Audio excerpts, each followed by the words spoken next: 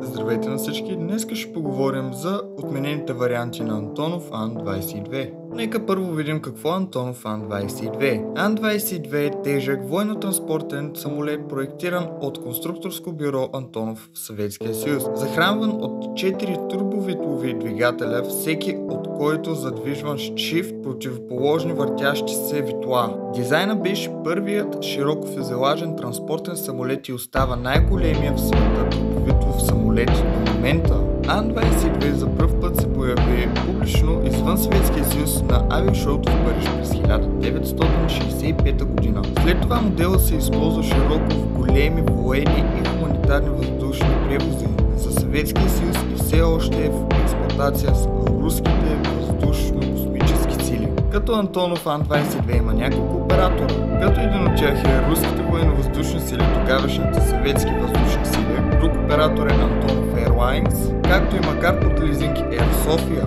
Но стига вече за съществуващите варианти. Нека прегледаме отменените проекти на Ан-22. Един от тези варианти е Антонов Ан-22П, пътническа версия на Ан-22. Колко голяма ще бъде транспортната версия на самолета Антонов Ан-22 може да разберете като сравните страничните изгледи на двата самолета.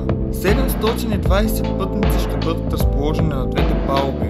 9 един до друг на горната палуба и 7 на долната. Нека да прегледаме техническите данни на транспортната версия. Хват от 640 метра и дължина 510 метра. Дължината на транспортния вариант щяла да бъде 660 метра, размер на кабината 320 на 44 на 44 метра, с товароподемност от 80 000 кг, максимално тегло при излетане 227 000 кг, с крейсърска скорост от 680 км в час, с дистанция на излетане от 1300 метра, разтоварване за кацане 800 метра.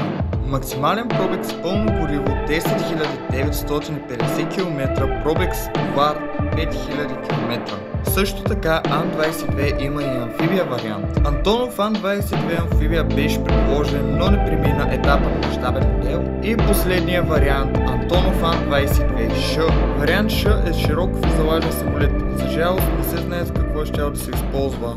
Поне аз не намерих никаква информация. Ако видеото ви е харесало, ударете лайк бутона и се абонирайте с камбака, за да получавате известия за новите ми видеа.